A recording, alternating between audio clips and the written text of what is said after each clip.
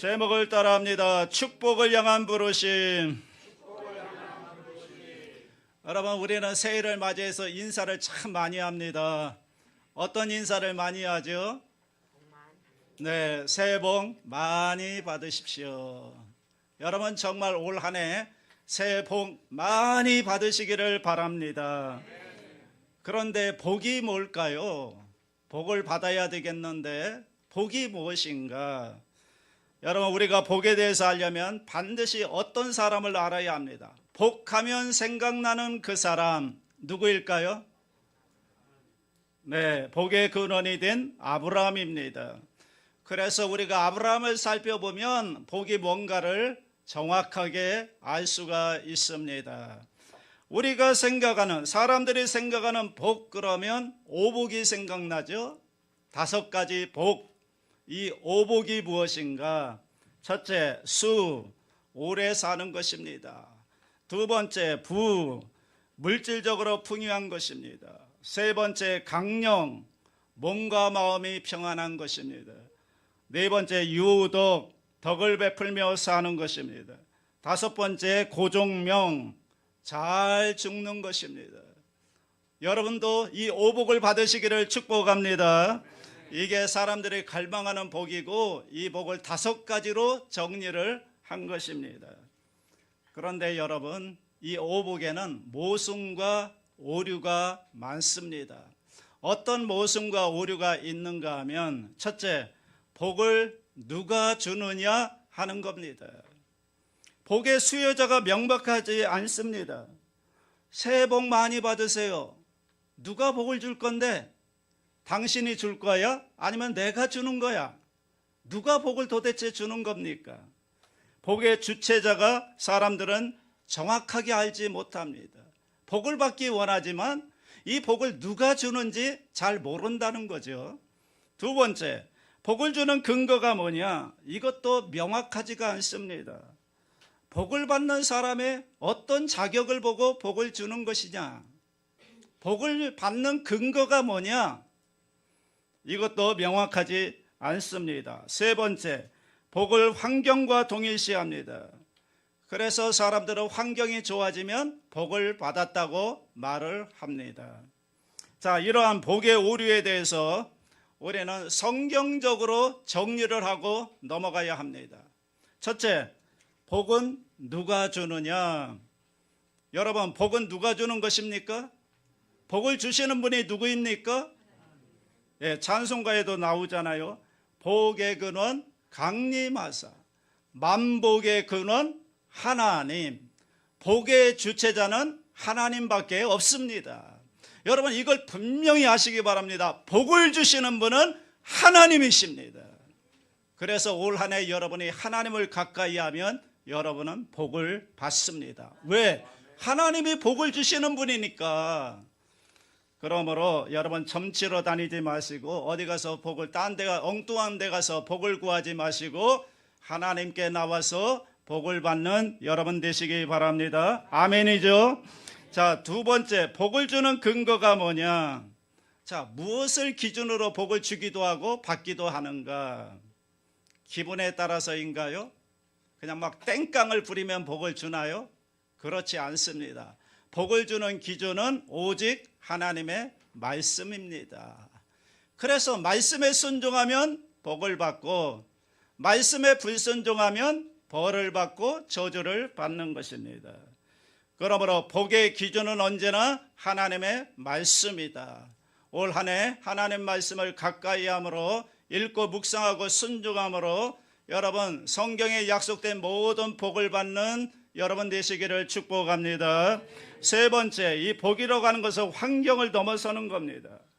좋은 환경이 복된 거냐? 물론이죠. 환경이 좋으면 복을 받은 거죠. 그러나 그보다 더 큰 복이 무엇입니까? 환경이 아니라 그 사람 자체가 변해서 복된 사람이 되는 것입니다. 복 있는 사람이 되는 것입니다. 이게 진짜 복입니다. 여러분, 왜냐하면 그 사람이 복 있는 사람이 되면 복이 따라오는 겁니다. 우리가 복을 따라가는 것이 아니라 내가 복 있는 사람, 복된 사람이 되면 복이 저절로 따라오는 것입니다. 이게 성경이 말하는 복입니다. 이게 가장 큰 복입니다. 그러므로 올 한 해 여러분 말씀으로 변화되어서 여러분이 복 있는 사람이 되어서 정말 복이 여러분 삶 가운데 따라오는 그런 축복이 있기를 바랍니다. 우리가 알아야 될 것은 인간은 복을 원하지만 정말 우리에게 복 주기를 갈망하는 분이 누구냐? 하나님이라는 사실을 꼭 기억하시기 바랍니다. 하나님이 인간에게 정말로 주고 싶은 게 뭘까요? 그게 복인 것입니다. 하나님은 복 주기를 원하십니다. 그래서 오늘 또 아브라함을 부르셔서 하나님이 복을 주시는 것입니다. 내가 너에게 복을 줄 것이다. 자, 그렇잖아요. 오늘 본문은 하나님께서 아브라함을 부르셔서 아브라함이 이 하나님의 부르심에 어떻게 응답했는지 보여주시고, 그리고 그 하나님의 복을 따라간 결과 그가 어떻게 복의 근원이 됐는지를 보여주는 아주 중요한 말씀입니다. 오늘 본문에 보면 하나님께서 직접 아브라함에게 찾아오시죠. 왜 찾아왔을까요? 하나님이 찾아오셨어요. 왜 찾아왔죠? 복을 주시기 위해서 찾아온 겁니다. 하나님이 여러분을 찾아오셨습니다. 그래서 여러분이 예수 믿고 구원받은 사람이 되었습니다. 왜 찾아왔습니까? 복을 주시기 위해서 찾아오는 거예요. 여러분, 아브라함이 복을 좋아하는 사람일까요? 아닐까요? 여기 복 싫어하는 사람이 있으면 나부라고 하십시오. 아브라함은 복을 되게 좋아하는 사람입니다. 하나님이 그걸 알아가지고 복의 약속을 통해서 아브라함을 변화시키는 거예요. 아브라함을 부르시고 아브라함을 변화시켜서 복의 근원으로 만들길 원하셨는데 아브라함을 설득하기 위해서 하나님이 복을 사용하신 겁니다. 왜? 아브라함이 복을 되게 좋아하기 때문에. 그러면 하나님께서 아브라함에게 어떤 복을 주겠다고 약속을 했는가? 2절과 3절 말씀 다 같이 합니다. 내가 너로 큰 민족을 이루고 내게 복을 주어 내 이름을 창대하게 하리니 너는 복이 될지라. 너를 축복하는 자에게는 내가 복을 내리고 너를 저주하는 자에게는 내가 저주하리니 땅의 모든 족속이 너로 말미암아 복을 얻을 것이라 하신지라. 아브라함아, 내가 너에게 최고의 복을 주겠다. 복 그러면 네가 생각나도록 만들어 주겠다. 네가 복을 따라다니는 사람이 아니라 복이 너를 따라오도록 만들어 주겠다. 심지어 너를 축복하면 그 사람이 복을 받고 너를 저주하면 그 사람이 저주를 받는 사람이 되게 만들어 주겠다. 너 혼자만 복 받는 게 아니라 너를 통해 온 세상 사람들이 복을 받는 그런 사람으로 너를 만들어 주겠다. 아주 화끈한 복을 하나님이 약속하십니다. 여러분도 이 화끈한 복을 받으시기 바랍니다. 받기를 원하시죠? 자, 그러면 오늘 말씀을 잘 들으셔야 합니다. 하나님은 이런 복을 제시하시고 어떻게 그 복을 받을 수 있는가를 오늘 본문을 통해 설명을 해주고 있습니다. 세 가지, 이 세 가지를 여러분 꼭 기억하시기 바랍니다. 첫째, 떠나라는 부르심입니다. 첫째가 뭐냐? 떠나야 한다는 겁니다. 뭐라고 그랬어요 제가? 떠나야 한다. 우리 1절 상반절 함께 읽습니다. 야훼께서 아브라함에게 이르시되 너는 너의 고향과 친척과 아버지의 집을 떠나. 어디를 떠나래요? 고향과 친척과 아버지의 집을 떠나래요. 아니 뭐야, 그럼 복을 받으려면 고향도 떠나야 되고 아버지도 떠나야 되는 건가? 그게 복 받는 비결인가? 아니죠. 여러분, 사실 고향과 친척과 아버지의 집은 떠날 곳이 아닙니다. 원래 모여들 곳이죠. 나이가 들면 밖에 나가 살다가도 고향으로 돌아가고 싶은 게 우리 사람의 마음이고, 헤어져 살다가도 나이가 들고 세월이 흐르면 여러분 가족이 모여서 함께 사는 걸 원합니다. 그런데 그곳을 떠나라, 이것은 상식 밖의 일인 것입니다. 그러나 그렇게 말씀하는 이유가 있습니다. 전제가 깔려 있는 거예요. 여기에 왜 떠나라고 했는가? 이 말은 뭐냐 하면 잘못된 가치관, 나를 얽어매는 과거의 잘못된 행위들, 어떤 하나님 보시기에 부끄러운 어떤 죄악들, 그리고 올바른 신앙생활에 방해가 되는 모든 것들로부터 결별을 하라는 것입니다. 결별을 요구하는 거예요. 한마디로 신앙에 방해되는 것들 있죠? 그것을 떠나라는 것입니다. 아브라함으로 말하자면 여호수아 24장에 보면 그의 아버지 데라인데, 데라가 우상을 섬기는 사람, 다른 신을 섬겼다고 말합니다. 그리고 아브라함이 살고 있는 고향은 바벨론입니다. 우상 숭배가 만연한 곳입니다. 거기 그대로 있다가는 도무지 하나님을 섬길 수도 없고 하나님을 만날 수도 없는 곳이기 때문에 그곳을 떠나라고 말씀한 거예요. 그러니까 신앙에 방해가 되는 것으로부터 결단을 하고 끊어내리고 결별을 하고 떠나야 된다는 거예요. 여러분, 아무리 익숙해서 내 몸에 배어있고 오랜 습관 속에 젖어 있다 할지라도, 그곳에 너의 기득권이 많이 남아있다 할지라도, 그것 때문에 하나님을 섬길 수 없고 그것 때문에 신앙에 방해가 되고 있다면 그것을 과감하게 떠나야 한다는 거예요. 끊어내야 한다는 거예요. 이게 첫 번째 복을 받는 비결인 것입니다. 그러므로 신앙생활에 여러분 방해가 되는 것들이 있다면 여러분 과감하게 하나님 앞에서 결단하고 말씀 앞에서 결단하고 여러분 끊어내고 떠나는 결단이 있기를 바랍니다. 그것으로부터 복의 출발이 되는 것입니다. 두 번째, 경건을 향해 나가라는 부르십니다. 어디로 가야 하는가의 문제입니다. 우리 1절 하반절 보겠습니다. 시작. 내가 네게 보여줄 땅으로 가라. 가야 할 곳이 있는 거죠. 그런데요, 가라 그랬는데 어디로 가라는 장소를 말씀해 주지 않았어요. 가긴 가야 되겠는데 어디로 가야 할지 몰라요. 장소를 말씀 안 해 주셨어요.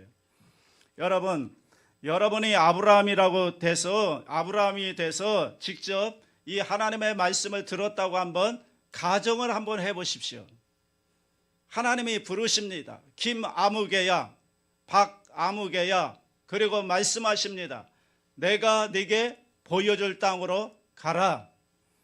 자, 가긴 가야 되겠는데 가야 할 장소를 말씀해 주지 않아요. 그럴 때 어떻게 해야 되죠? 가긴 가야 돼. 하나님이 가라고 했으니까. 그런데 가야 할 장소를 말씀해 주지 않았어요. 어디로 가면 되죠? 이런 때 어떻게 하면 되죠? 자, 어디로 가야 할까 고민하던 아브라함에게 한 가지 생각이 떠오릅니다. 그 생각이 뭐냐면, 일단 가긴 가야 되겠는데 일단 목적지를 정해야 될 거 아닙니까? 목적지가 있어야 출발을 할 거 아닙니까? 그래서 여러분, 그 목표 지점을 아브라함이 설정합니다. 지도를 놓고 보면 지금 아브라함이 살고 있는 하란은 저 위쪽, 북쪽에 위치해 있고, 그리고 남쪽 지방에는 이스라엘로 내려오는 데는 커다란 두 개의 길이 있습니다. 자, 하나의 길은 뭐냐면 해변길이라고 해서 저 지중해를 끼고 쭉 내려오는 아주 경치가 좋은 고속도로가 나 있는 아주 좋은 길, 해변길이 하나가 있고요. 그런가 하면 내륙 깊숙한 곳에 좋은 국도가 나 있는데 이게 킹스 하이웨이라고 해서 왕의 대로라고 불리는 또 하나의 길이 있는 거예요. 그러니까 두 가지 길이 있는 거예요. 해변길로 내려오는 아주 경치 좋은 길이 있고, 그리고 내륙으로 내려오는 그 킹스 하이웨이라고 해서 왕의 대로가 있는 것입니다. 그런데요, 아브라함은 출발해서 어디로 가는가 하면 해변길로도 가지 아니하고, 그리고 왕의 대로로도 가지 않습니다. 아브라함의 경로를 지도의 좌표로 찍어보면 그 가운데 제3의 길, 산길을 향해서 내려가는 거예요. 왜 그러냐? 왜 좋은 길 놔두고, 왜 편한 길 놔두고, 왜 제3의 길, 산길로 아브라함이 길을 떠났는가? 그 이유가 뭔가? 6절에 나옵니다. 6절을 다 같이 읽습니다. 아브라함이 그 땅을 지나 세겐 땅 모래 상수리 나무에 이르니 그때 가나안 사람이 그 땅에 거주하였더라. 왜 아브라함이 제3의 길을 향하여 떠났는가 내려왔는가 하면 세겜 때문입니다. 세겜에는 하나님의 오래된 성소가 있는 곳입니다. 그래서 아브라함은 먼저 이렇게 생각한 것입니다. 우선 세겜으로 가자. 그곳에서 예배드리면 하나님께서 무언가 나에게 말씀해 주지 않겠는가, 그런 생각을 하고 하나님의 성소가 있는 세겜을 향해서 내려왔던 거예요. 아브라함은 하나님의 음성을 들을 수 있는 곳, 하나님을 예배할 수 있는 곳, 그곳을 향해서 내려왔다는 거예요. 그래서 세겜으로 가기 위해서 해변길로도 가지 아니하고, 그리고 내륙으로 직통으로 내려올 수 있는 왕의 대로로도 가지 아니하고 제3의 길인 산길을 향하여 내려왔던 것입니다.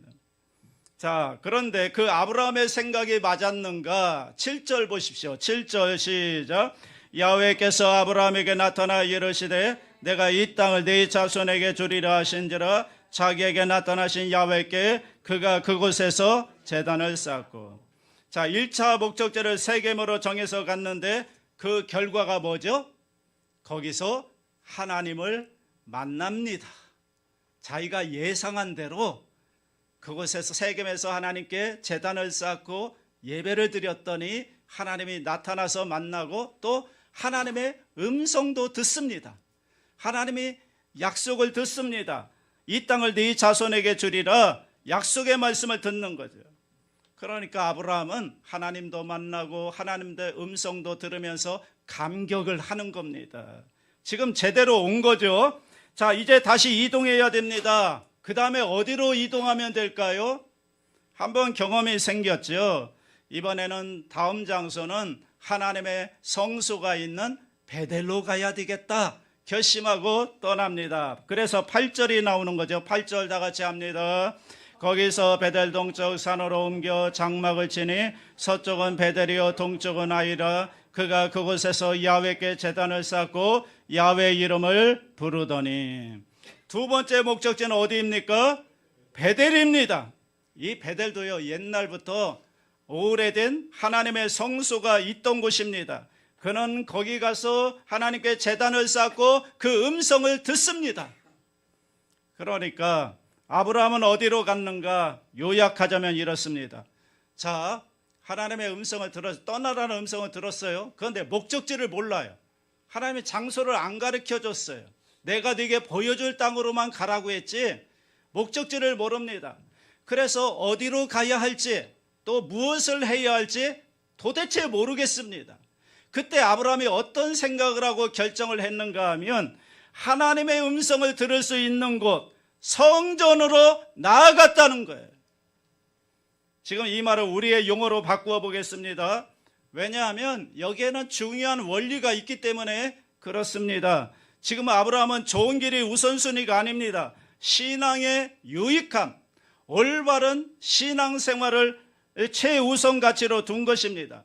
그래서 갈대아 우르를 떠났던 것이고, 두 번째, 이제 뭘 해야 좋을지 모를 때, 어디로 가야 좋을지 모를 때, 그 다음에 하나님의 말씀을 들을 수 있는 성전을 향하여 나아갔다는 것입니다. 자기 욕심을 따라가거나 가능성을 따라서 이동하지 않았습니다. 보통 사람들은 그렇게 가겠죠. 그런데 아브라함은 그렇게 가지 않았습니다. 하나님의 성소가 있는 성전을 향하여 나아가서 그곳에서 제단을 쌓고 예배를 드림으로 하나님을 만나고 그 다음에 어떻게 해야 될지 하나님의 음성을 듣는 것입니다.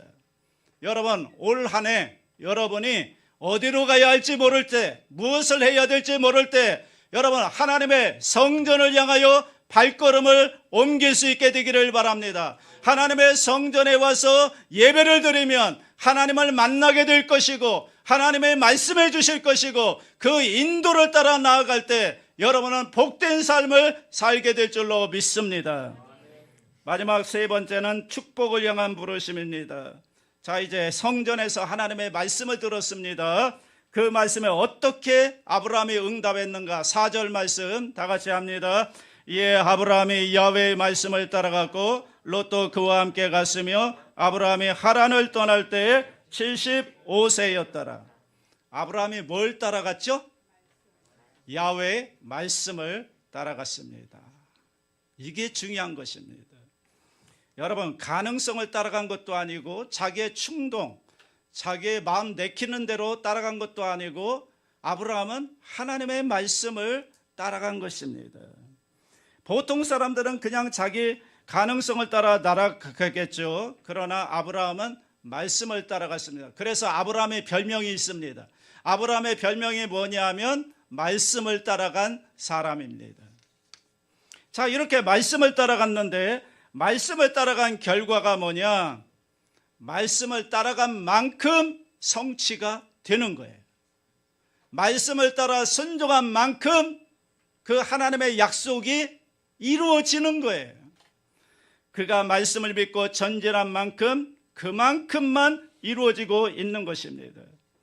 한 번에 하나님의 약속이 화끈하게 이루어지지 않아요.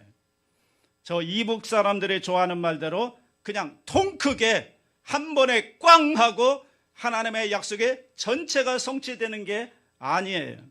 아브라함이 움직이는 만큼 그만큼만 거기서 이루어지고 또 이동하면 그만큼만 이루어지고 조금씩 하나님의 약속이 성취가 되는 것입니다. 이것을 신학적인 용어로 뭐라고 부르느냐? 분할성취라고 부릅니다. 제가 뭐라고 그랬죠? 분할성취. 성취시켜주는데 조금씩 분할해서 정말 아주 감질나게, 그죠? 하나님의 약속을 이루어 주시는 것입니다. 여러분, 왜 하나님은 한 번에 한꺼번에 화끈하게 왜 약속을 한 번에 이루어주지 않을까요? 하나님의 능력이 부족해서입니까? 인색해서 그럴까요? 그것이 아닙니다. 하나님은 조금씩 이루어지는 그런 경험을 통해서 그 사람을 믿음의 사람으로 키워가는 것입니다. 믿음의 그릇을 키워가는 것입니다. 작은 약속이 성취되는 것을 보면서 그 사람의 믿음이 자라게 되고, 그리고 작은 성취를 통해서 이제는 큰 성취를 바라보고 믿을 수 있는 사람으로 만들어 가시는 것입니다. 그래서 하나님은 작은 것에서 큰 것으로, 가까운 곳에서 먼 곳으로, 눈에 보이는 곳에서 이제는 눈에 보이지 않은 영원한 세계까지 믿고 맡길 수 있는 그런 아브라함 믿음의 사람으로 만들어 가시는 것입니다. 여러분, 그게 진짜 복입니다. 올 한 해요, 우리가 다른 걸 키우기 전에 내 믿음의 그릇만 키워지면 여러분의 믿음만큼 복을 받습니다. 성경에 그래, 네 믿음대로 될지어다 그러잖아요. 우리의 믿음이 크면은 그만큼 복을 받는 거예요. 그 믿음이 큰 만큼, 순종하는 만큼, 말씀을 따라간 만큼 그만큼 복을 받게 되는 것입니다.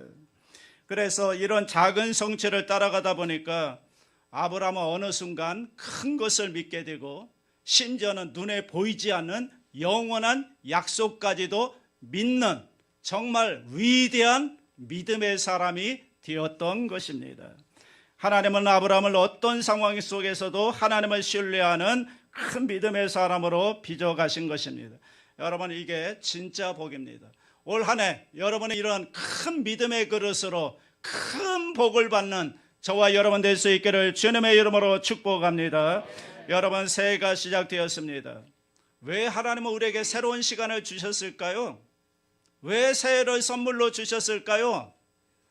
두 가지 이유 때문입니다. 첫 번째는 새로워지라는 겁니다. 과거와 똑같은 사람이 아니라 이제는 좀 새로워져라. 두 번째는 새로워져서 하나님의 복을 받게 하기 위해서, 복을 주기 위해서 새해를 선물로 주신 것입니다. 그렇다면 어떻게 이 새해에 우리가 복을 받을 수 있겠는가? 오늘 말씀드린 이 세 가지 복 받는 비결을 꼭 기억할 수 있게 되기를 바랍니다. 첫째가 뭐였습니까? 떠남입니다. 여러분, 하나님이 원치 않는 것, 신앙에 방해되는 것, 하나님 앞에 나의 부끄러운 모습 자기만 알잖아요. 그거 과감하게 떠나시기 바랍니다. 끊어내시기 바랍니다. 그래야 하나님의 복을 받을 수 있는 첫걸음을 떼는 것입니다. 네 스스로 떠나라는 거예요. 그래서 정말 새로워지라는 거예요. 2025년 그대로 살지 말고 26년에는 정말 하나님 보시기에 부끄러운 것들을 끌어내고 떠나서 새로운 모습으로 변화되라는 것입니다. 두 번째는 뭡니까? 이제는 어디로 가야 되느냐? 경건을 향해 나아가라는 것입니다. 하나님의 음성을 들을 수 있는 곳, 하나님을 만날 수 있는 곳, 우리가 성전 중심으로 삶을 나가라는 겁니다. 가면 분명히 하나님을 만나고 하나님의 말씀을 들려줄 거라는 것입니다. 셋째, 하나님의 말씀을 따라갈 때 그것이 진정한 복의 길이다.